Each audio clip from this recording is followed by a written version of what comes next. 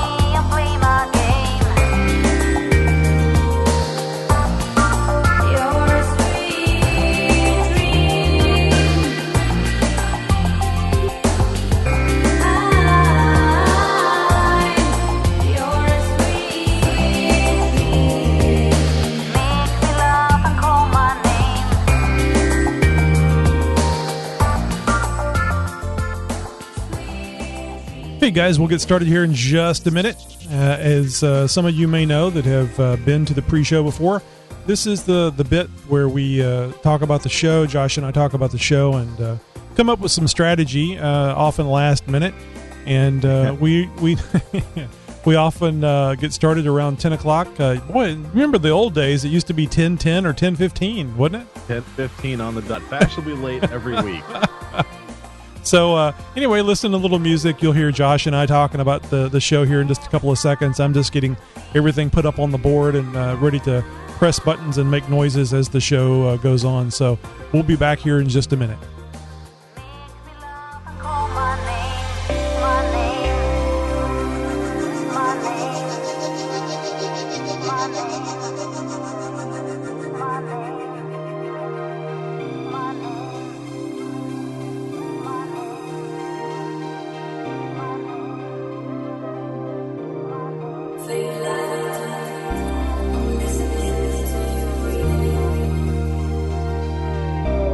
You're beautiful.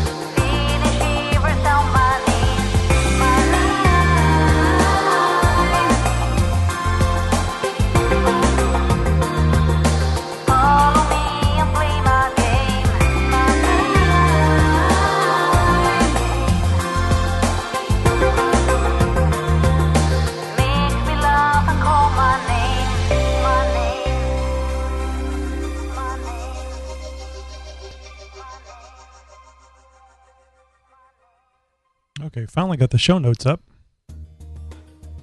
I've decided I need to get 3 monitors too. Yeah, well, this is often what happens, isn't it? This is what happens with Jeeps as well, isn't it? And the modifications. I need that modification. I must have it. I must make it mine.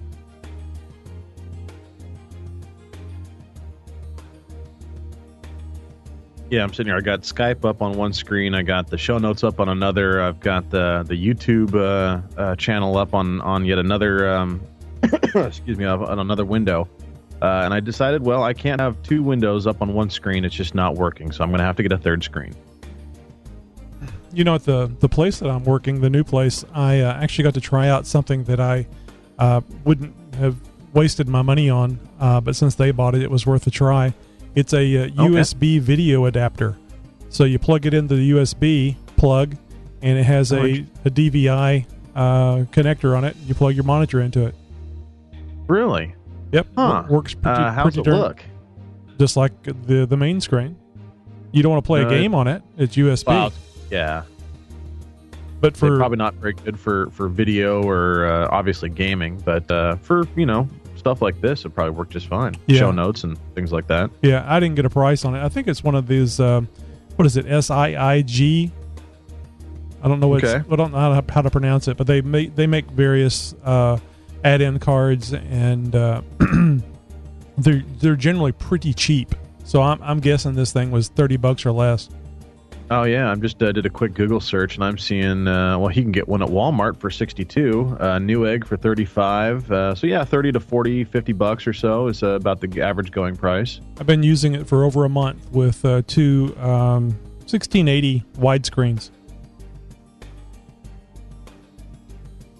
So I imagine you're a little bit of an adjustment period is kind of over, and you're settling into the new job, the new workplace, and everything. You getting comfortable yet?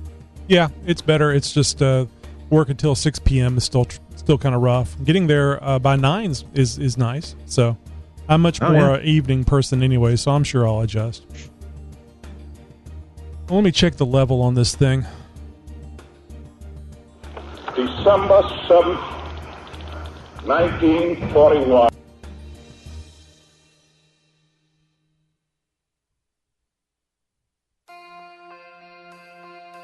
Hey, this is Tim from Jeep Tubes, and you're listening to the XJ Talk Show. Did you get that email that I forwarded you about the interview request? Oh, yeah. The Empire covers or whatever it was? Yep. I've been going back and forth with him a bit on will it fit a modified Jeep? Him or her? I think it's a girl. Is it Courtney? Or is that a guy? No idea. I've interviewed a Courtney before, and it was a guy, so I've learned not to make those designations until I hear a voice.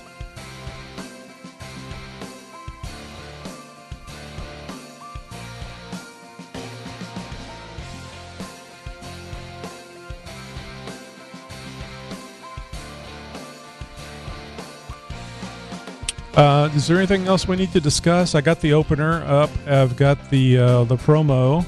And we're going to announce Amazon for next week, or are we going to skip another week and just kind of keep the alternating week schedule going?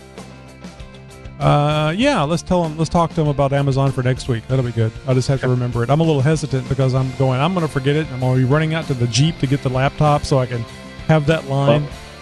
Well, I almost put it in the show notes this morning too, so it was in there, but I didn't want to do that and then us not have anything in there, but I guess it's in the show notes. It doesn't really matter. It's you and I are the ones seeing it anyways. Right. Yeah, that would have been fine to do. I just I got busy and then had to go run to the bathroom for a little bit. Then I kind of figured that's what it was. I was like, now what would I would have needed to be in a position of if I had to leave my laptop in the car? I normally leave it there in the laptop case and take it into work every day. So I don't really need to bring it in for any reason, unless it's doing the show and needing the live call-in line. Anyway, let me turn this music down and we'll get started.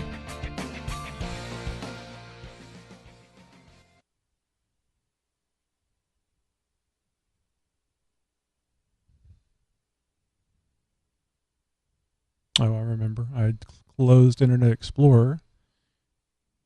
Trying to free up a little memory on the system here. I was going to reopen it, so I don't have the show notes up yet. Don't have the notes up, so it may say this, but let's go over the new night for the folks that may not have caught on yet. Obviously, they won't be here in the live show, but so maybe the ones that are listening to the podcast and are so inclined to try and see us here on Thursday nights.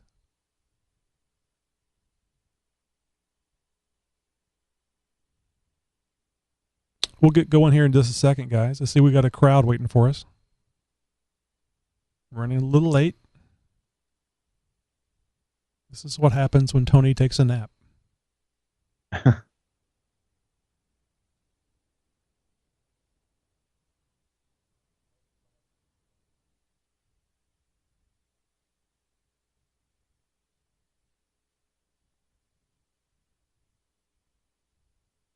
This is Dan from the 4x4 podcast, and you're listening to the XJ Talk Show.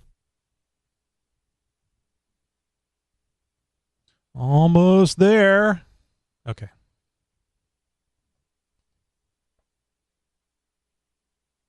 All right. And here we go.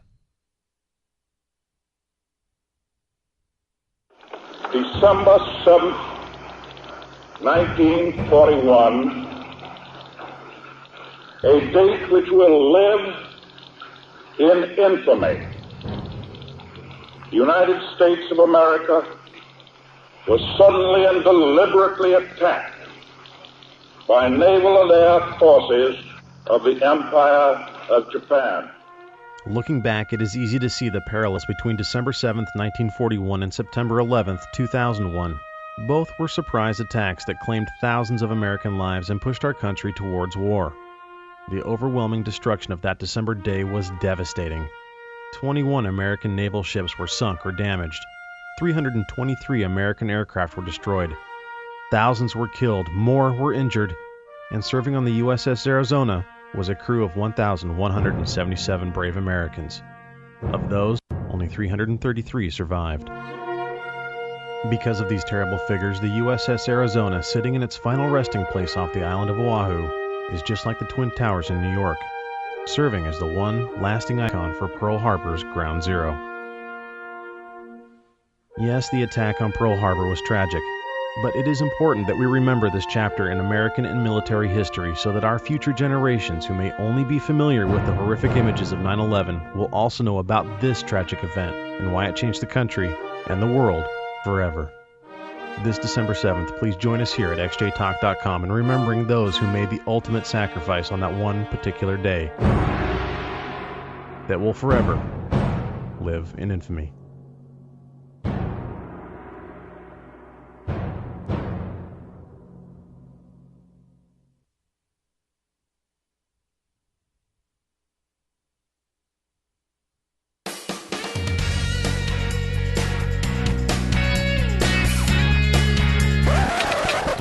Across the XJ Talk Show news desk. Freezing temperatures killing giant spaghetti monsters everywhere.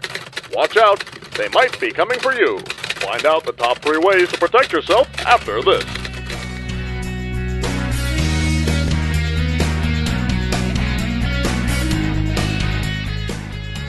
Welcome to the XJ Talk Show. You're listening to the premier podcast about Jeep Cherokees, off-road adventures, tips that you can use, and interviews with people in the off-road industry. And now, here are your hosts, Tony and Josh. Well, good evening on our special new time, well, I guess new day, Thursday, same time, 10 p.m. Central Time, and this is episode 106. I'm Tony. And I'm Josh. I'm also known as Mutteroy on xjtalk.com. I wanted to say show. These names are too similar. We should have called this show Tony and Josh. That would have been a lot easier. Yeah, that sounds familiar. You know, it's and this night feels familiar for some reason, but the context is all off. I don't know. I'm kind of getting all twitchy over here. Well, the Tony and Josh show was a lot of fun because we got to talk about all kinds of things. And if you're a Tony and Josh show, our other podcast fan, that'll be coming back in 2014. Just kind of taking a little hiatic. Would it be hiatic? Would it be hernia? A hernia? Hiatus hernia? I don't know. It's a break. Lift with your hernia, folks. It's a break. That's what it is. But anyway, it'll be back in 2014. But we're taking over the night to be a new night for the XJ Talk Show. I can tell that I probably should have slept a little longer. I'm a little tongue tangled tonight. Yeah, I know. I haven't warmed up either. Usually we got that Thursday podcast out of the way and rolling into Sunday. Kind of got the podcast juices all flowing and warmed up and everything. And, well, don't have that tonight. So, folks, buckle in. It might be an interesting show tonight. Buckle up, Buttercup.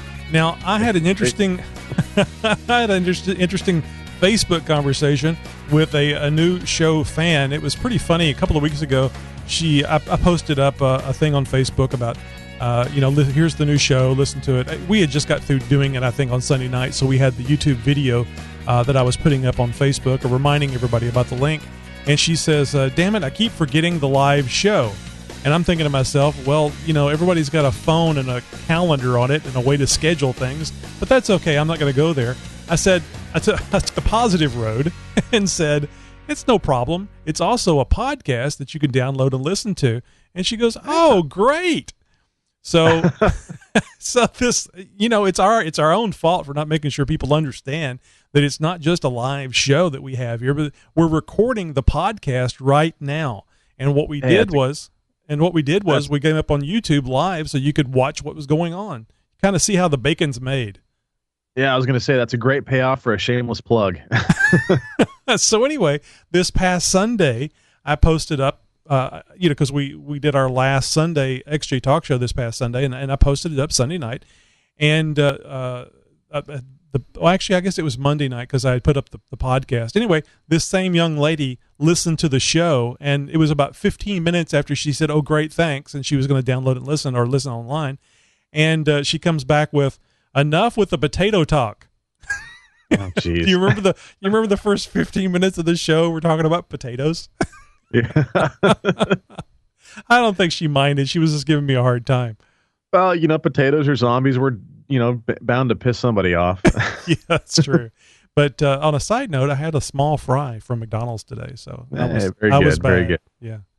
Well, if you guys haven't gotten the gist of it, yes, Tony and I have moved the show from Sundays to Thursdays. So please head over to YouTube as you're listening to this. If you're podcasting right now, tell a friend, send them over to YouTube. Make sure they find the XJ Talk Show YouTube channel. Subscribe because you guys will get the announcements. And, of course, you can join in on our live broadcast that we do every Thursday, 10 p.m. Central. The show has moved, so make sure if you know anybody who's got a Cherokee or enjoys the podcast or the show or even the site, make sure they're well aware of it. Oh, and I did want to mention our opener this weekend, Saturday, I believe, is December 7th.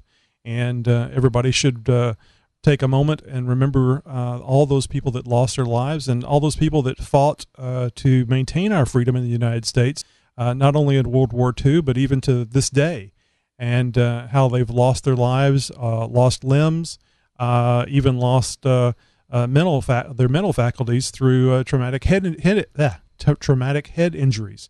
And speaking of traumatic head injuries, it sounds like you're suffering from one right now. Tough. Well, see, I got my hat. I've got my XJ Talk hat that I always forget to put on.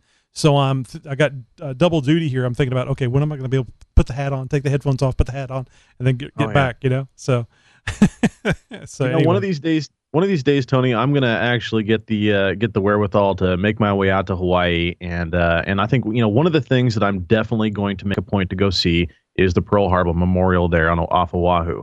I've only seen pictures of it, and it looks absolutely amazing, and it's definitely, I think, one of those absolute destination points that you must go see if you're traveling abroad. Absolutely, and also I'd like to say one of the places I'd like to visit is New York. Shamelessly, just because I would like to try the pizza, but also too, I would like to take the moment to go into the memorial. And I'll just say this. I think the memorial that they have for the Twin Towers there is wonderful. But, damn it, I think we should have built 2 more towers and made them about twice as high as the ones that were there. Or maybe just one big one. I was in New York about 6 years ago. First and last and probably the only time that I'm going to be out in New York. It was an absolute miserable trip. I think I might have shared that experience on the Tony and Josh show at one point in time. Nonetheless, I did visit was still under construction, the Ground Zero, the memorial that was there. And things were, I mean, it was just an absolute mess there. I don't really think they had much constructed at that point. There might have actually still been a giant pit there from when they were sort of taking down all the rubble and getting things cleared out, getting ready for construction. I got to say, Tony, the pizza, you're not missing much. Oh, really? So, yeah, honestly, the fresh roasted nuts, way better than the pizza. You just ruined my life, man. I'm sorry. I know. I've just rocked your world. Everything's upside down. Now I'm going to hear that Chicago pizza is like, who cares? Well, see, now I was going to say, we're going to have to meet up in Chicago and go try that or something. So, all right, guys, enough talking about food and stuff like that. Let's get on to the good stuff. Let's talk about Jeeps. Did we talk about potatoes yet? We did. Okay. Yeah, I think there's some potato talk in there. Yeah, gotta get that out of the way. Yeah, so, well, guys, I'm sorry. So let's hear about these motor mounts. I know you had a motor mount issue this past Sunday, and I know you haven't had enough days to do anything about it, but you give me any more thoughts to it? I have. In fact, I've been doing a lot of research over the last several days, and you guys, my head is spinning. And so I'm gonna reach out to our XJ Talk, our beloved listeners and fans and users of the xjtalk.com website, and ask for your guys' help, because I've posted up the official motor mount thread, and it's basically every single motor mount option for the Cherokee that you could possibly find. I'm pretty sure I've got about 99% of the interwebs covered in my research there, and got a pretty good list of all the available options as far as motor mounts go. Now, I have narrowed out a few of them. Some of them just don't look quite as beefy, quite as strong as some of the others. Like the Brown Dogs, obviously, extremely reputable. Probably one of the best reputations as far as motor mounts goes for the Cherokees on the market. Everybody swears by them. Ironman 4x4.com, same thing. Bulletproof motor mounts. The More Mountain Off-Road Engineering motor mounts, same thing. Those are probably the top three right now that I'm really bouncing back and forth. Yeah, there are a bunch of others out there. The Currie Enterprises. Now, Currie is obviously very well known for their steering.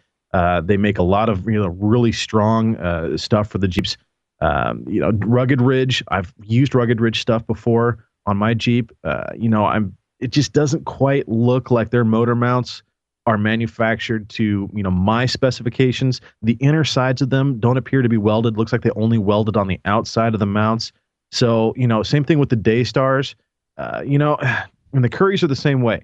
They just don't look quite as strong as the other three that I mentioned. Now, Rusty's makes some out there, and of course there's a ton of other OEM replacements and stuff, which I'm not even going to consider at this point.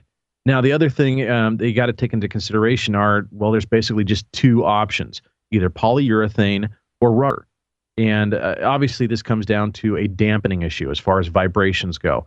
Now, the Inline 6 is a fairly smooth running engine, but it's definitely a very torquey engine, which is why I'm having to replace these motor mounts to begin with. But it's not notorious, or it's not very well known for being the smoothest of all running engines. It's got some vibrations, and that's probably the one major complaint that I have read 100 times or more about the polyurethane mounts. And for people who daily drive their Jeeps, this is a very, very big concern. It's a very big issue. Now, my Jeep is retired from daily driver status right now, and probably will be for the rest of its life, I'm guessing. So I'm not too terribly concerned about that. But again, I'm not trailering my rig either. I'm going to be driving it. There's a chance I might even be driving it clear down to the Rubicon here in the next year or two. It's going to see some miles. It's definitely going to see a lot of road miles. So, I have to take the poly versus rubber battle into consideration a little bit. So, you guys, I'm reaching out there for you, to you guys to share with me your experiences. Call us up, call our 24/7 voicemail line, and leave me a message. Let us know what you guys are running, what works for you. Tell me which direction you guys think that I should go. Of course, I'd love to hear from Iron Man Andy and get his 2 cents in on this. I'm sure he's going to push me one very specific direction. And honestly, his have been at the top of my list. There's one thing that I'm worried about with both the Brown Dog and the Iron Man motor mounts is that some of them have a lift to them, meaning they lift the engine block a little bit from where the engine block or where the engine would rest, in the OEM style position. I believe the Ironman 4x4 mounts raised up about a 1/4 inch. I think the Brown Dogs do an inch lift. There's several others out there that I think even go farther than that or offer custom applications. I'm not sure if I need that. I'm also, worried about. I'm very close to be doing a cowl intake snorkel, like the Thor cowl intake or cowl induction, hood intake, which is really cool. But the main reason I'm doing that is for a second dual battery setup. But I digress. The problem is that, with a throttle body spacer and that intake tube, if I raise that motor up, is it going to interfere with the hood? So, and that's one thing that I can't have happen. I even though the polyurethane bushings are going to limit the engine travel, how much the engine is moving around in the engine compartment, if it moves up and down against the hood, I don't want, rub marks or worry about, possibly breaking the intake tube or something like that. These are just concerns that I'm trying to address, and I don't know if I'm overthinking things. I'm an engineer by trade. I got to think about this kind of stuff, guys. Well, if you don't think about it now, your guys' help. If you don't think about it now, you'll be wishing you had when you're broken down in the trail. Exactly. Yeah, and hindsight's always 20/20. But after the money's spent and the motor mounts are in, man, you're done. So, yeah. I was just going to mention on the Brown Dog motor mounts. That he makes those in various lifts. So you don't have to get one with a lift on it at all. Right. Yeah, I know that he's got both rubber and poly as well.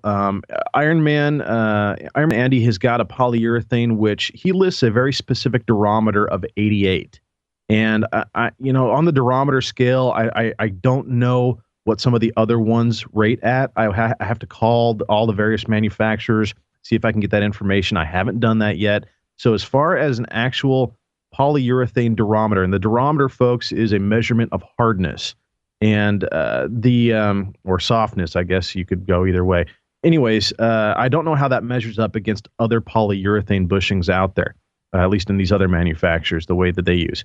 Now, the Mountain Off-Road Engineering, they have a tension rubber, and it's similar to the tension style rubber joints that are used inside the metal cloak control arms, which have a great deal of flexibility, at least in a rotational manner, but not in a lateral or in a lateral manner. So that it's definitely something that I'm considering. I like the idea of the rubber just for the vibration dampening, but I'm not sure that it's going to hold up to the kind of wheeling that I do and for the kind of future wheeling that this Jeep is going to see. So I'm leaning towards the poly, but there's other concerns that I have to address. So, man, I'm just, my head is a spin here, trying to make one final decision as to what I'm going to do for a motor mount. So, do you recall I actually did it, and I'm having a hard time remembering the details, but do you recall the Brown Dog motor mount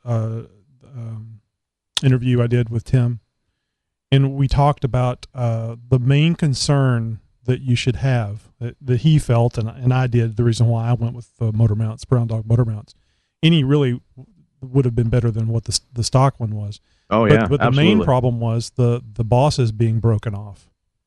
So what I did on mine was I have the Brown Dog motor mounts that mount to the engine, and then I have the stock motor mounts that mount to the unibody. So I have the 7 or 8 mount points on the block. Oh, okay. I see what you're saying. Yeah. Which is, going to distribute the load across the block, so it's less likely to break one of those bosses. And in fact, the majority of his sales were people buying those motor mounts because bosses have broken off, and they were trying to shore up a losing situation, to try to keep using the 4.0 without trashing the block. Now, there's one thing I got to say about that, and that I plan on trying to, at least now, because there's a boss or a stud or whatever on one side of the motor mount. On the other side, it's a bolt that comes up through. Right, that's the unibody side, not the engine side. Okay, so on the engine side, it's the through bolt that goes through the bushing itself.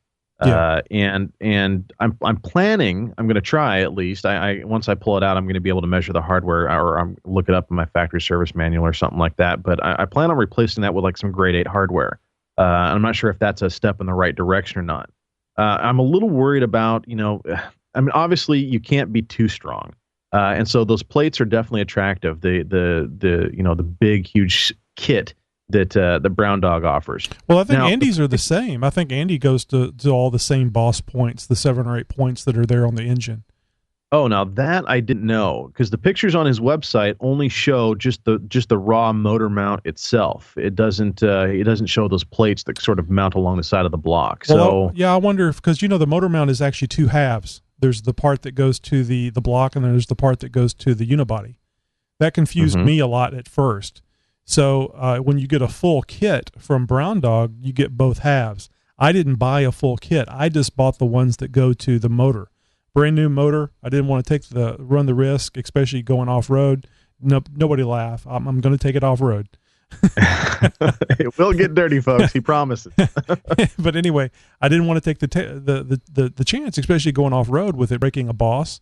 And then just go ahead and spend the $200, get the motor mounts, and I can always go with poly and actually, if I recall right, Tim was talking about he has some bushing compound that is a kind of a in between a rubber and a poly, or maybe it's a poly that gives more flex. So now, in a conversation I had with Andy for Ironman Fab4x4.com, he was telling me that that was he wasn't trying to compete with Brown Dog. He had just made some up and he was selling them. I don't know if that's changed. I don't know if he's actually going into the process of actually selling motor mounts or not. But he's also a very good, we know Andy. Andy's a great friend of the XJ Talk Show and xjtalk.com, and we know how good his stuff that he builds. I have a lot of it. Oh, yeah, absolutely. No, I mean, without even seeing them firsthand, I would swear by his motor mounts just by the appearance of the way they look like they're manufactured, the thickness of the steel, the condition of the welds, the description that he goes into as far as everything that goes into these things. It's not just selling points, folks. It's definitely valid concerns that he very much addresses.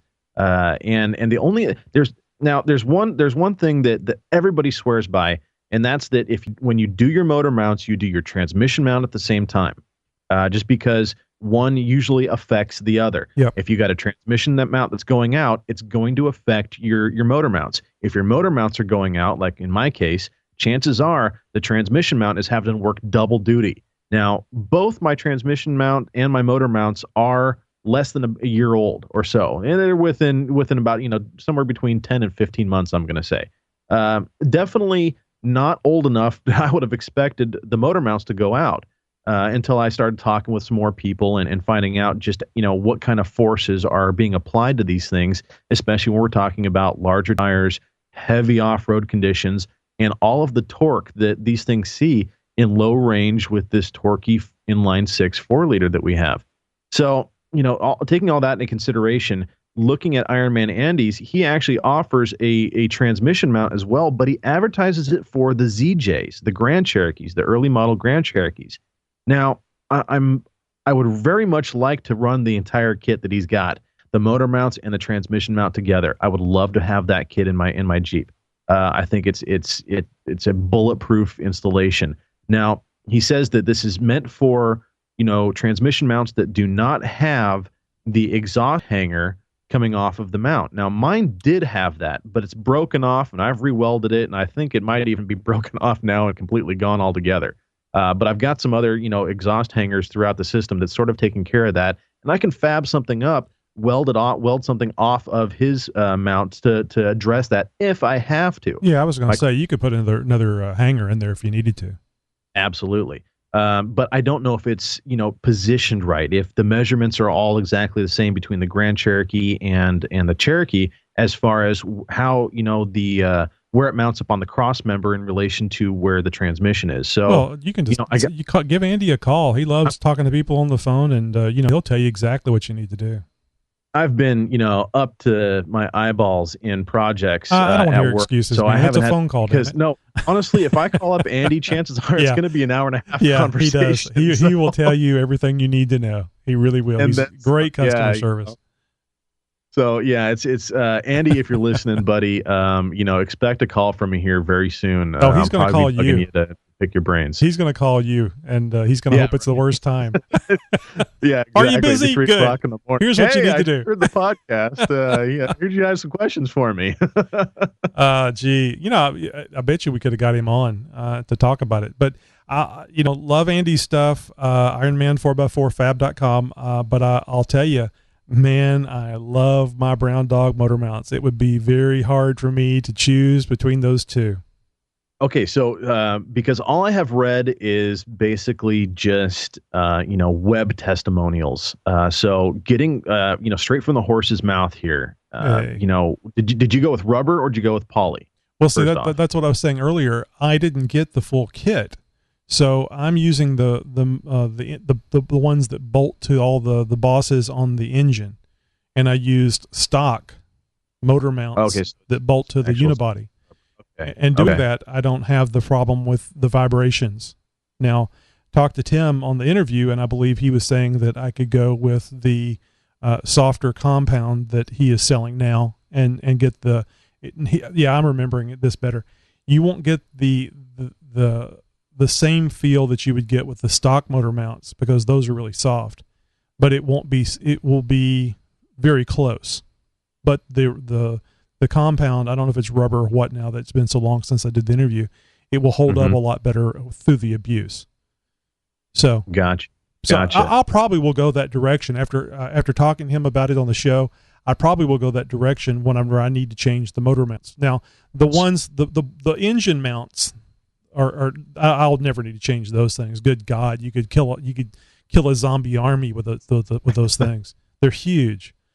Did you notice a difference in performance as far as like your torque curve? Did it feel any different? The seat of the pantsometer, did it give you any change as far as that's concerned after the install? It's so hard to say because I've had several issues. I had a clogged catalytic converter. I forgot about that. And I've got a crane cam in there. It's 60 over. So there's so many variables there for me to say. I mean, right now it's running great. I have a little bit of an issue between 4,200 and 4,500 RPM where it wants to stall, and it's barely noticeable. But it may be the springs, because there's an issue when you go with the oversized cam that the springs kind of have a hard time getting the valves back where they need to be. And it's not really a float situation, but I guess you could kind of think of that if you've ever floated some valves because you got it too high in the RPM range. Well, this isn't at the $5,000 mark. It's like I think it may be between 4,000 and 4,200. It's like clockwork. So I may be changing the springs here in the next few months to see if I can get a better get away from that. But it flies like a bat out of hell up to 4,000 RPMs, and after 4,250, it takes off like a rocket. No, very nice. Well, I'm definitely going to be doing motor mounts and the transmission mount at the same time because I definitely don't want to take the risk of cracking my bell housing. I've read several reports of people who, that's one thing you got to watch out for, and who have not done them both and ended up having that happen to them. They went too long without doing one or the other, and they only replaced the motor mounts, and lo and behold, that transmission mount had been fairly worn out or shot altogether, and a couple thousand miles down the road, and they're doing some serious transmission work. So that's one thing I'm definitely trying to avoid, because I really don't want to start dumping any money into that AW4 that I don't have to. Well, I would really highly recommend putting.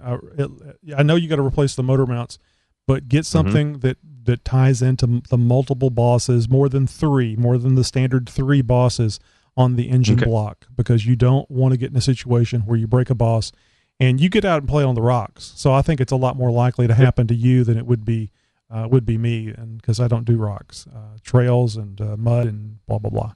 So anyway, quick update on my snorkel. If you guys remember, I cut through one of the wiring harnesses going to the ECU. I got all those things connected back together. Carbs in Australia recommended that I take some black tape and cover those shrink wraps, because he was concerned that over time they may rub together and may expose the solder that is under, or solder, depending how you say it, that's underneath the shrink wrap, and then causing some shorts to occur. So I thought that was a great idea, and I'm going to be wrapping black tape around those individually. I'll probably have to use a X-Acto knife so I can cut off a little piece of black tape and also use it to get it started wrapped around there. Because, man, putting black tape around wires, especially when they're so close together like that, is a freaking nightmare. Hey, Josh, in the butt. Yeah. Quick question for you. I think you're the perfect person to ask this. I had a bit of a problem getting those wires soldered back together. They were not soldered the way I would like for them to be. Where you heat up the wire and then the solder melts into the wire, because I didn't have the wattage necessary on that soldering iron to do that.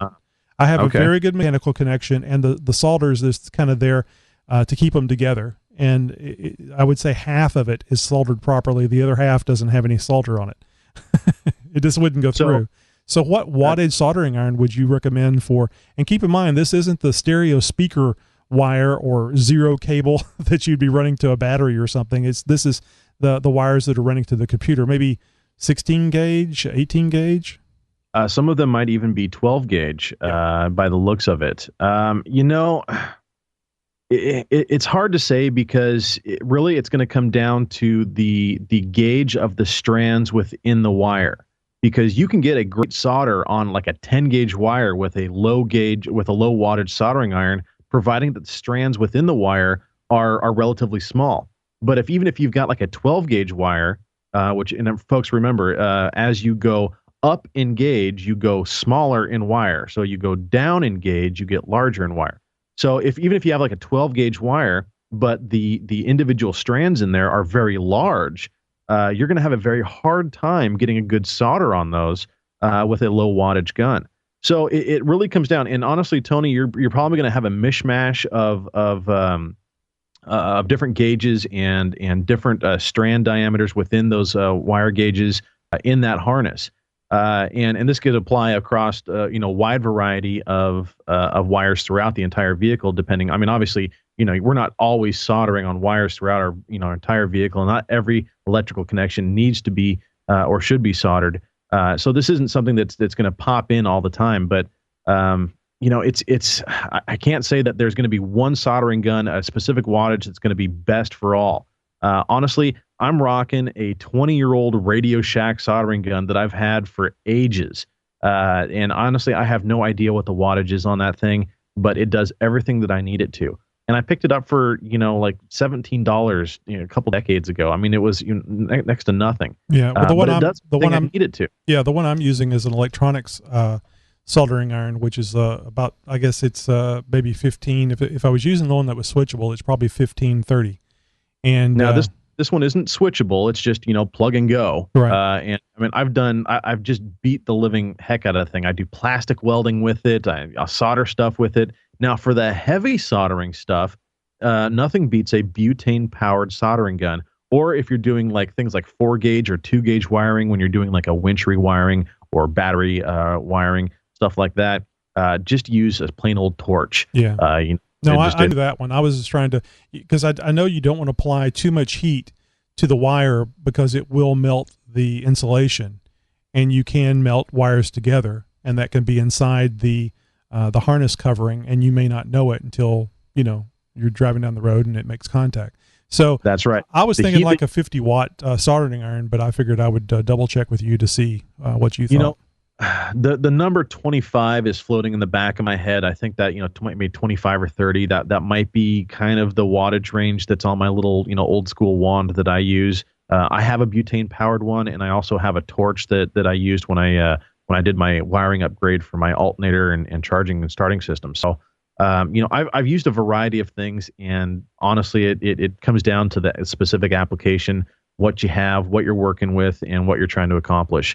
But honestly, folks, if you're just, doing things like speaker wire, a lot of the interior wiring, stuff like what Tony's doing, chances are the soldering gun at your local Radio Shack or even something you can pick up like a Home Depot or something like that is probably going to work just fine. So, real quick, I have not closed off the original factory opening on my airbox yet, but I'll be taking care of that this weekend. Just have to make a quick run down to Home Depot or Lowe's and see what I can find that will cover that. And I'm probably going to put some screws on there to make sure it doesn't fall off. I'm not going to just rely on the adhesive to keep it on there. Just a couple of screws to keep it down, self-tapping into the plastic. But should be able to, here in the next, month or so, should be able to report on any MPG improvements over the cold air and maybe a better airflow out from outside the engine to inside the engine. So we'll keep you up to date on those things here on the XJ Talk Show. Very good. Hi, this is Eric from BNSF Recovery Team, driver of the Extreme Off-Road Wrecker, and you're listening to the XJ Talk Show.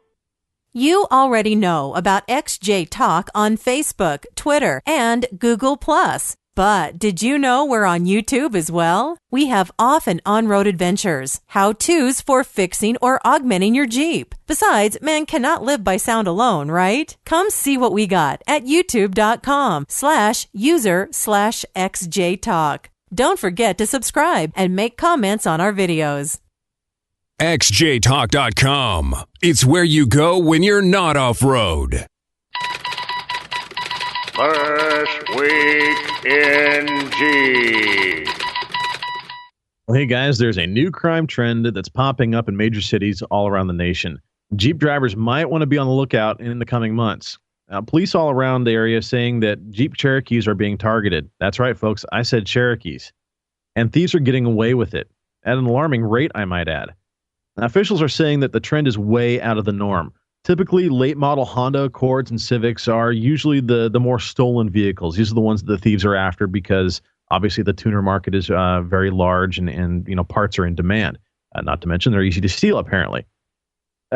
Police departments around the nation have said the majority of the car thefts are happening in the early morning hours. They say thieves are smashing windows, rifling locks to get into the vehicles. They're not sure how the thieves are getting the engine started, but they're saying that they've devoted a lot of resources to the odd new trend and are hoping to bring this new crime trend to a stop as soon as possible.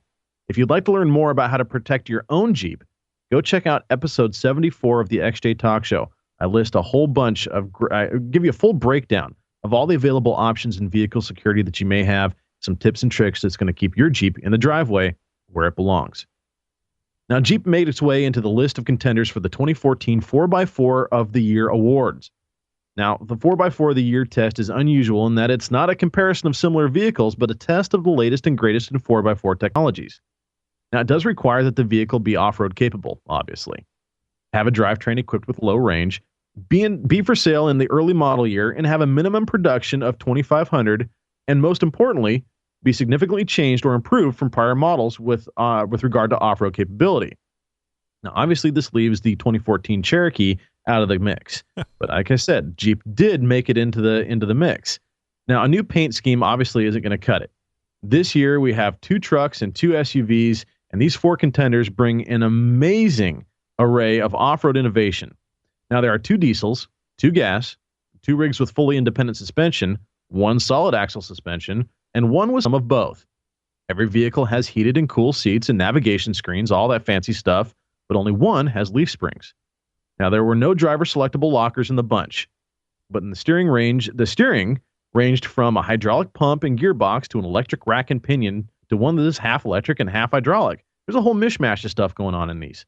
Now, the 4 vehicles in this year's test are the Chevy Silverado 1500, the Ram 2500 diesel, the Grand Cherokee diesel, and a supercharged Range Rover Sport. Now, these contenders may seem like odd opponents in an off-road WrestleMania, but in fact, they're all quite capable in their own right and have something that's not been seen in the market before. Now, our question is, which one is going to be the best of 2014, and which ones are going to be sent home to keep training for next year? Well, that's pretty damn sad. I mean, I don't want to hurt any Chevy owners' feelings, but that's a pretty sad list. I mean, especially the Grand Cherokee. Damn looks good at the grocery store. Now, it is the diesel, and the diesel that's being, I know they've done a lot. You've been reporting on it, and it sounds very impressive. I just have a problem with all those accoutrements amenities. Yes, there's certainly lots of bells and whistles on all of these rigs, and the Grand Cherokee is not without its bunch of bells and whistles. I mean, geez. Now, don't get me wrong. I would love a set of heated and air-cooled seats in my XJ. That honestly would be just cool as hell. Well, I don't know about you, Josh. I don't know about you, Josh, but I can heat and air cool my seats all by myself. Yeah. Self-contained system, folks. Yes. You heard it here first. Oh, gee. Anyway, sorry to interrupt. I just had a joke there that, spun up.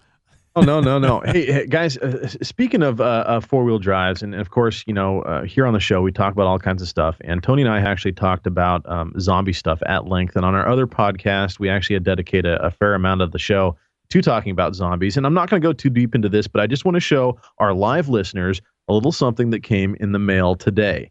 And this is my official United States zombie hunting permit for 2013 and 2014. That's right. I've got an official zombie hunting permit that came in the mail today. So go and get yours today. Now, Josh forgets, but everything's reversed. So whenever you guys saw that, it was reversed. And I think it says four-wheel drive. Turn it around. Turn it around, Josh. Oh, it's going backwards. It doesn't work. I just wanted to see if you'd go for it. No, it's not see-through, guys. So anyway, but I think it's a four-wheel drive zombie sticker, right? Yeah, there was a sweepstakes through Four Wheel Parts and four-wheel drive hardware that I entered entered several times trying to win some goodies. Obviously, I didn't win. Of course, I would. You got a sticker. But I got, runner up or whatever. I got mine. So that's all that matters. You've won a brand new sticker. Hey. It could have been worse. You've won a brand new 2014 Jeep Cherokee. I'm gonna pass or something. No, you'd have to take it. I'm seriously considering doing the checking into the Kickstarter thing. That would be a hoot if we could actually get enough money together to buy and crush, or at least destroy, a brand new, less than 100 miles Jeep Cherokee, 2014 Jeep Cherokee. That would be hilarious. I don't think it costs anything to get one of those started. I mean, yeah, there's going to be some time in getting it generated and following through with everything. But, with as much buzz as I've seen on the web around this 2014 Cherokee and how the real true Jeepers out there really just hate this thing. Yes. There's so much behind that movement that you would have to generate a substantial amount. And I'm sure there's a venture capitalist Jeeper out there that would cut a nice big fat check. And just for the satisfaction alone, we'd have to find a central location, get some people to come out, make a big event out of it. What would be cool is to do it at the next Easter Jeep Safari. The 2014 Easter Jeep Safari, we bring in one of those cranes with one of those big wrecking balls, and we do a big, huge group countdown, 5, 4, 3, 2, 1, drop this gigantic, 50-ton wrecking ball right onto a brand new Cherokee. I think that would be sweet. I wonder if Miley Cyrus would agree to ride the wrecking ball. Ride that thing all the way down. We'll take out two birds with one stone. No, like Miley. I think she's just playing a game that she's got to play to stay relevant. We'd get her off the ball before it hit the Jeep, but I think it'd be fun to give it a couple of swings, with her on it. Absolutely. Maybe we get her to shoot the finger at it, it'd be, that'd be pretty cool. Yeah, we can auction off the scrap metal or something like that for a good cause, and get people to spray paint some signatures on it or something. I don't know. I think that would be one heck of an event, personally. Yeah, we could take pictures and put stuff on them like it'll buff out. That'll buff right out. Yeah, that'll buff just a scratch. It'd be fun. I guess some of the stuff we could do on the I can't remember with the Kickstarter is. You could, for a certain amount of for $100, you could be the first to take a sledgehammer and get 5 good whacks at it. We'll get a local gun shop to bring out like a Gatling gun or a minigun or something like that. What's that explosive stuff that they use? Those little containers that you shoot and explode. Yeah, absolutely. And just do a lot of stuff to it, before the final crushing. No, that would be That would be a lot of fun. Wouldn't There would be so many people that would sign up for that. There'd just be so much satisfaction to go around. It would be definitely something that would go down in the history books. Yeah, if it worked, and maybe even so, even if it didn't work, because it would shine a light on the how much hatred there is for this thing. And again, I'll say it again. Make sure I'm very clear on this. I love Jeep. Jeep needs to make money any way they can. I have no problem with them making a profit. Change the name. Call it something else. Absolutely. This vehicle can be, continue the Liberty, continue the Patriot in this model line. Just for God's sakes, Jeep, man, you shouldn't have called it a Cherokee. I'm sorry. How about Baby Grand, Chero Car? Chero Not. I like that. Still a little too close to home, though. Yeah, it kind of is, isn't it? But it would be funny, because they had started it with the, this reminds me a lot of the new Coke thing. When they had the Coke, and then it's like, oh yeah, let's come up with new Coke, tastes just like Pepsi, and people just went insane. And then they had to come back with classic Coke. I think somebody lost the original recipe, and they were trying to cover their butts. Yeah, very well could be. Yeah. Well, guys, I invite you guys to call our 24/7 voicemail line. Tell us what you would like to do to the 2014 Cherokee if given a chance. If we started up this Kickstarter thing and you threw in a bid, what would be something that you would like to see you given the chance to do to a Cherokee? Whether it be, hit at it with a sledgehammer, light it on fire, a barrage of Molotov cocktails. Just get wild with those ideas. Call the 24/7 voicemail line and let us know what you would like to do to a 2014 Cherokee. That number, folks, 530-675-4102. I'm just thinking for $1,000 entry gift, whatever, to the Kickstarter project, you could drive it off a 3-foot ramp. Get some airtime. The whole thing. Yeah. Get some airtime. Yeah. Well, we got another voicemail. Let's get into that now, and let's see what it's from Nikki G, and let's see what he has to say this week. Hey, this is Tony. And this is Josh from the XJ Talk Show. We want to thank you for calling our 24/7 voice line. Yes, we do. Just leave your first name and your question or comment. There's no guarantee, but we may play your message on the podcast. Oh, and don't worry about keeping it clean. We'll take care of that. Now it's your turn to speak at Beep.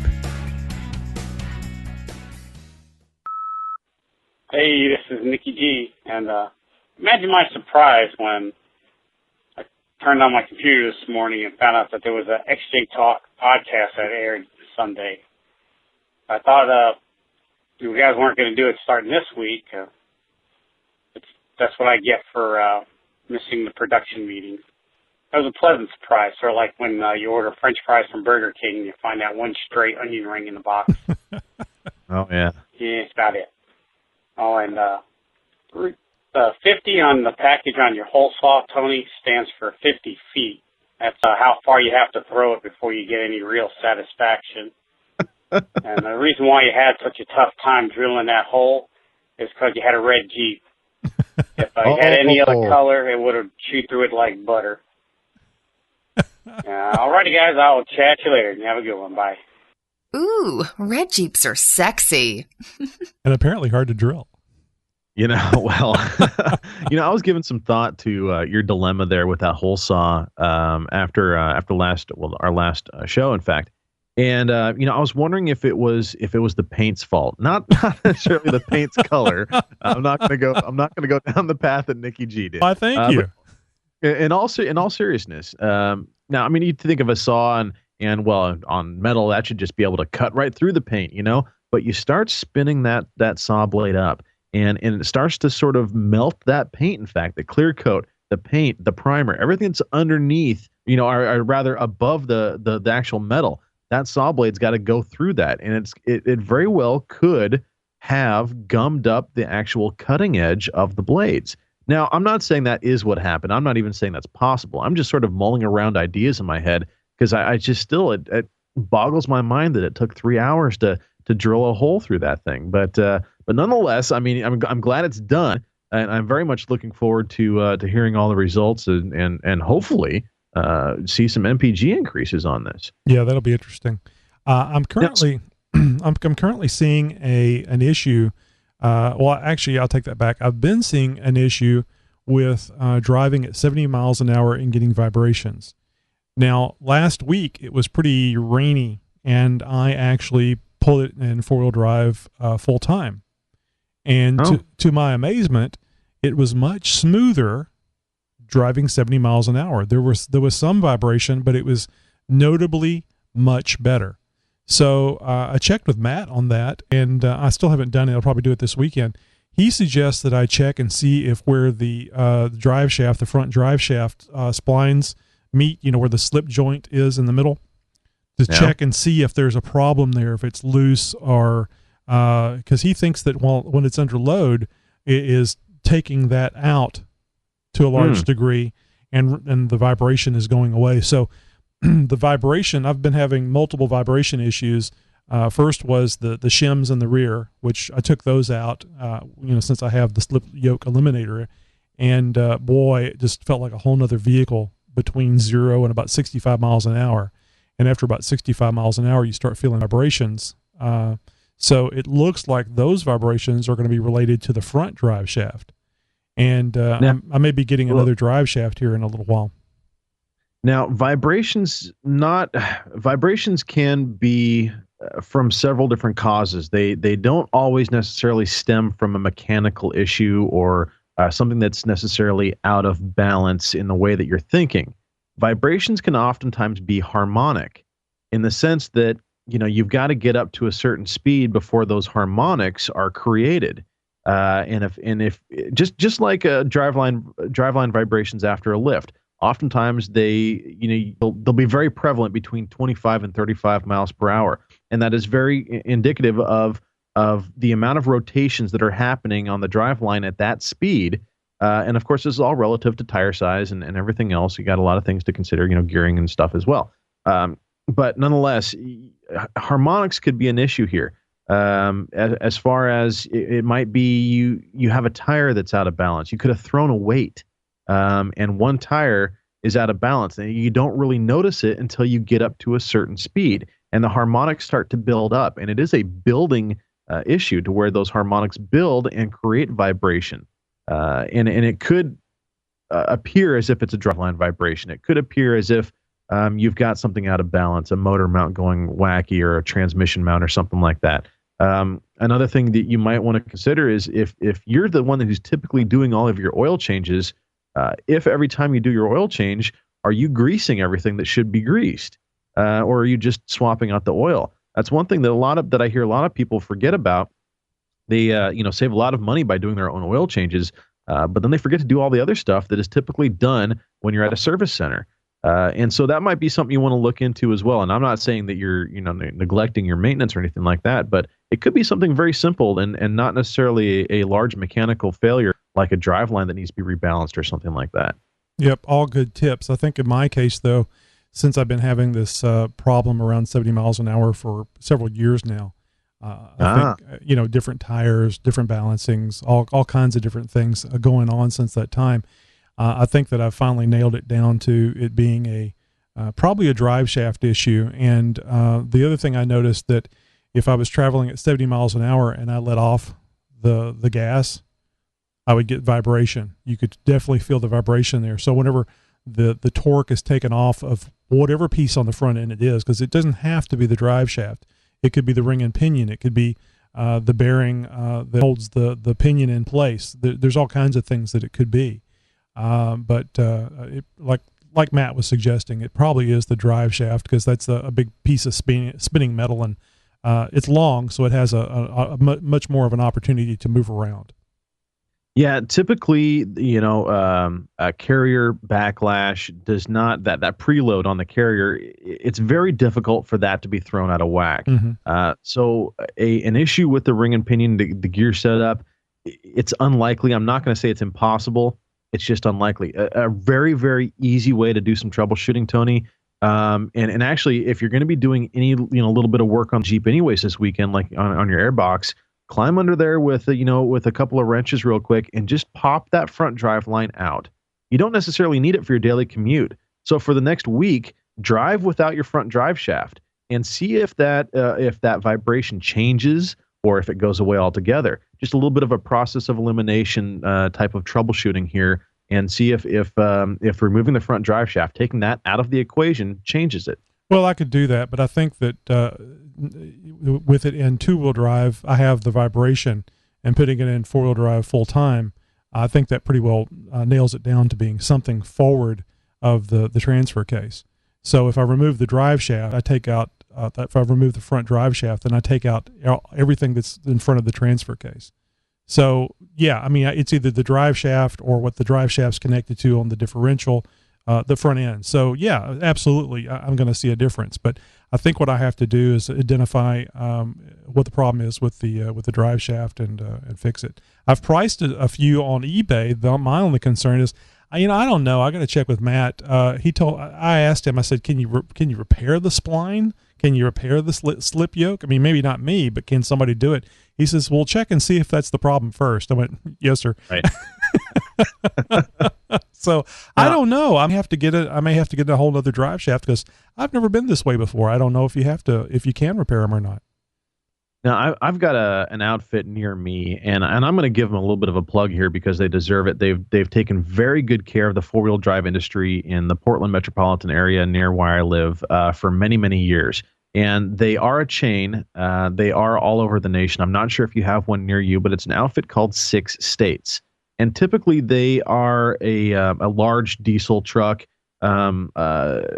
not retailer. They provide stuff for the guys who do, heavy trucking, the semi trucks and stuff like that. But almost every single 6 States out retailer has a driveline shop that's connected to it, and they do phenomenal work. These guys are typically doing work on diesel truck, these big semi truck drive lines, massive drive lines, huge long drive lines, and there's a lot that goes into them. So when they see something for a Jeep, they're like, "Oh yeah, we can do that in our sleep," and it ends up being some just amazing work. And not only do they they can rebalance drive lines, but they give it a fresh coat of paint, slap in some new U-joints for you, do whatever you want, shorten, lengthen, a whole 9 yards, create one from scratch for you if you need. So if you have a 6 States in your area, folks, or if you're listening, you have a 6 States in your area, go check them out. They definitely take care of us off-roaders. Yeah, that's the other thing. Matt had a problem with his Tom Woods drive shaft. It was not in balance and out by quite a bit. And, oh, my. Yeah, so he had his rear drive shaft balanced, and he's going to be getting the front drive shaft, which is also a Tom Woods, checked for balance, because Matt is very, I'll just say anal about vibrations. He wants it very smooth. And I gave him a hard time at first. But once I got my the shims out of the back, boy, it felt like you were just going to press the gas and I thought it was going to take off. It was just so nice and smooth. I'd forgotten because it's a 4-wheel drive. It's supposed to be this way. It doesn't have to be, guys. You can take a little time, spend very little money, and make it a much nicer ride. And the girls will like it that way too. So. Oh yes, that's a very good point. Very good point, Tony. Well, hey, another thing that I'd like for you guys to do, I know we've been asking a lot of you guys this episode, but head over to iTunes. Make sure you guys, for all of you Apple device users out there or iTunes users out there, make sure you guys are subscribing, checking out XJ Talk Show through iTunes, and make sure you guys give us a 5-star review and leave a comment. We actually had a comment here recently pop up, and well, Tony, why don't you go ahead and take the reins on this and share with people our latest comment? Yeah, I kind of missed this one. We don't see a lot of iTunes reviews, and as Josh was saying, you guys could actually help out with that by putting more in there. So I don't always check it every week, but so I missed one. But this is from November 30th, XJ Life by Brent 2000 XJ. Best podcast out there. I've been listening to the show for over a year now and caught up on every episode from the start. Poor guy, those early episodes. Anyway. Oh boy, yeah, I've been there, buddy.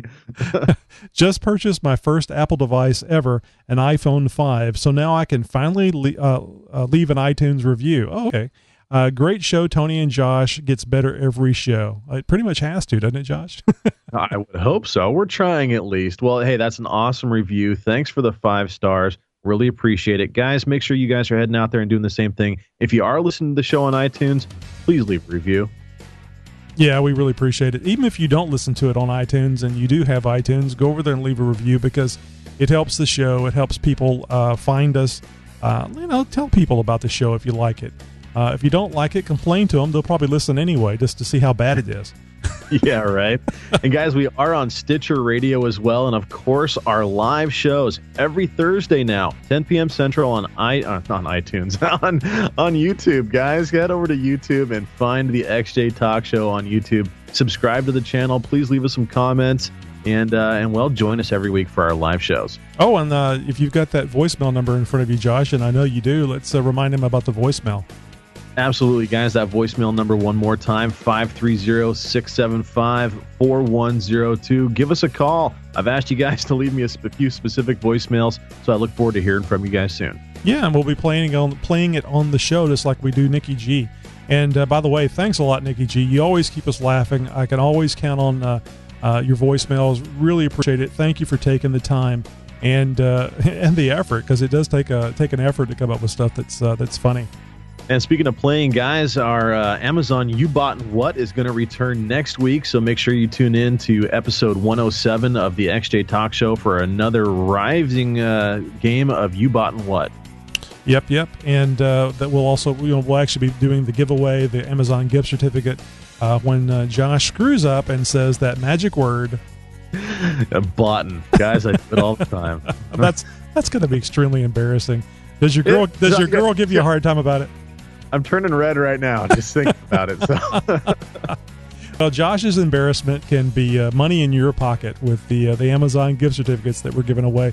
Josh, we need to get some of the past winners on here and give us a little thank you, a promo. What did I buy? I wonder if that butt plug that we read about last time was purchased with a gift certificate.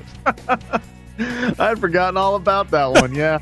Time. There, good times. Every time I sit on something, I go, oh nope, okay, good, I'm all right. All right, guys. So next Thursday, come join us in the live show.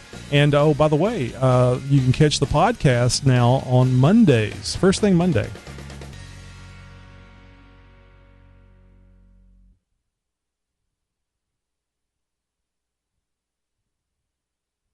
And we're out. Well, let's see, 2 butt plug references. That was that's a new low. Two butt plugs, some potato talk, and some zombie stuff in there as well. Well, you can use the butt plugs to savor the potatoes that much longer. All we're missing is a partridge in a pear tree, and we're going to be good to go with a new song. So, speaking of Christmas, when you said partridge in a pear tree, let's see, Christmas is the 25th, which is a Wednesday. Yeah. Yep. So, are you going to be good on the day after? Yeah, I think so. Yeah, I'm pretty sure I will be. Are you? Oh, yeah. Yeah, that'd be great. So, if you're heading out of town, you're going to be at the in-laws or something, or you're going to be cutting a little close. It's they all come over here. That might be a shooting the shit episode. I don't know. We'll see what kind of show prep I got to do ahead of time. And we got Christmas Eve and Christmas right there as well. So we'll see how that goes. But I think it will be able to do that just fine. So where I was going with this is, do you do anything on New Year's Eve? Not, the last few years, Tony, I haven't. I was talking with the girl, and we were talking about taking a trip out to the beach. I kind of just play it by ear, seat of the pants sort of thing. If something pops up, fine. If not, whatever. It's just, one way or the other. Going out and partying all night is sort of past. I'm past that prime in my life, so it's not something I typically do anymore. Mm-hmm. But I don't know. You know what? We got New Year's Day is on Wednesday, and so the second is a Thursday. Well, let me tell you what I was thinking. I've done this in the past because I don't ever do anything on New Year's Eve. I just here at the house. we could actually do a New Year's Eve show. We could make it a call-in show, and it would just be very loose. It would just be us talking about stuff, anything under the sun, basically giving these poor lonely bastards that don't have anything else to do something to do. And they could call in, and they could we could talk about Jeeps, and it might be a colossal failure, but it would be, I think it could be it'd be kind of fun. And the other nice thing about it is that since almost everybody is going to be off on the 1st, and since almost everybody is going to be doing something on New Year's Eve, whether it be watching television or watching us, interacting with us, we might be able to pick up a larger audience. I see where you're going with that. I kind of like it. Other than the part of you having to be there doing it. Well, the other thing is that, you know, you're gonna hit New Year's 2 hours before I am. Well, that's why it would be a multi-hour show. Oh, okay. That's what I was saying. I don't guess I got that out. That I didn't get that out clearly. It would be multi-hours. So that we'd be talking about all kinds of things. So we'd be filling a lot of time. I'm going to offer an alternative. It's nothing you have to say, yeah, let's do it. Because you have to speak with your, the girl that's in your life about what you're going to do. And, you know, as it gets closer, because this doesn't require any preparation. We just do it. Oh, of course. And I mean, yeah, we don't need any preparation for a show anyways half the time. So. Need or do? We don't do preparation most of the time. Let me throw out an alternative here. And we have first show of 2014 be a call-in show, and we start advertising it the next show, episode 107. And we you know, say we're going to do a live call-in show. You know, tell everybody we want to hear your most outrageous New Year's Eve story, something that happened to you years past. Something that you know that happened to you, you know, this New Year's. You can remain anonymous if you'd like, you know, that sort of thing, and see if we can't get some you know, horror stories or you know, epic party stories, or you know, something along those lines, sort of after the fact. You know, I'm just worried that if we try that, I mean, it's going to end up turning into a Tony and Josh show, which I have no problem doing. Obviously, you and I can chew the rag for hours on end, and so we can create a show. But I'd almost rather do something like what you were talking about as a Tony and Josh show versus an XJ Talk show, just so we can be a little bit more loose with it.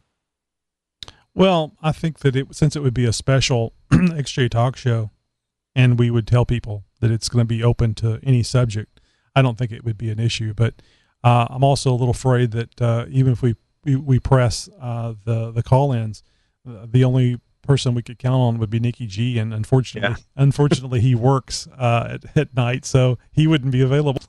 And if he did make the effort to call in, he might get sucked into an engine intake on the tarmac. Oh geez, no, we don't want that. Can't lose our only voicemail caller. No. Well, anyway, let's I just thought about it and then put you on the spot. Certainly it's something we don't have to do. I just thought thinking out loud here in the post show. So let's wrap it up, and we'll do our little video promo thing and say goodnight to these fine folks, unless you have anything else you'd like to add. No, it reminds me, I got to start writing the script here for our video promo. I haven't even started scribbling anything down yet. So, yeah, without further ado, I'm going to get to that, guys. Thanks for joining us for another show, and I'll catch you all our next live show. So, we've kind of gotten away from saying hello to our audience here when we start the show, and I apologize for that. It dawned on me about halfway through the show. The live viewers here are very important to us. It means a lot when you guys take the time to get on here and look at the show, watch us record it live. And just wanted to thank you for making the effort to be here. I'd like to really know if you think Thursday is going to be better or not for the viewing the live recording. I mean, I know it's not as good as Friday night whenever you're going to be off. For most people will be off the next day.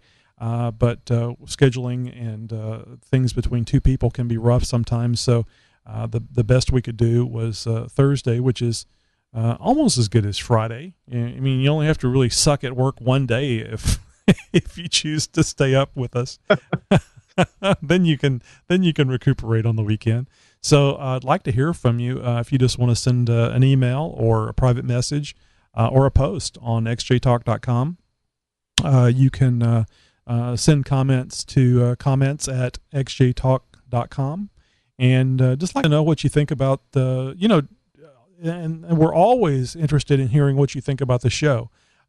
We did have one comment in iTunes about there being too many commercials, and we've cut back on those. So hopefully that has been resolved to the satisfaction of that listener. So anything that you guys would like to see changed, maybe you don't like the Amazon You Bought and What. Hell, maybe you were here because you thought Amazon You Bought and What was going to be this week. So I'd like to know that too. If that's an important thing to you, we can make sure that we stay on schedule every 2 weeks, and every other week, and have the Amazon You Bought and What. So just anything you'd like to tell us about, but primarily I'd really like to know what you think about the show being on Thursday nights. So anyway, you guys have a great week. Not to belabor the point, but hope you had a great Thanksgiving, and don't forget our soldiers and firemen and policemen and all those people that help protect us from the baddies out there here on December 7th, which I know is a Pearl Harbor Day, but factoring in the Twin Towers and all the firefighters and policemen that lost their lives in trying to protect people, they are our domestic heroes. So anyway, you guys remember those folks on December 7th, and remember the XJ Talk Show next Thursday. What the hell is that going to be? It'll be December. Yeah, that'll be December 12th, in fact. Yep, December the 12th. So 1 week from tonight, 10 p.m. Central Time. Everybody have a great night.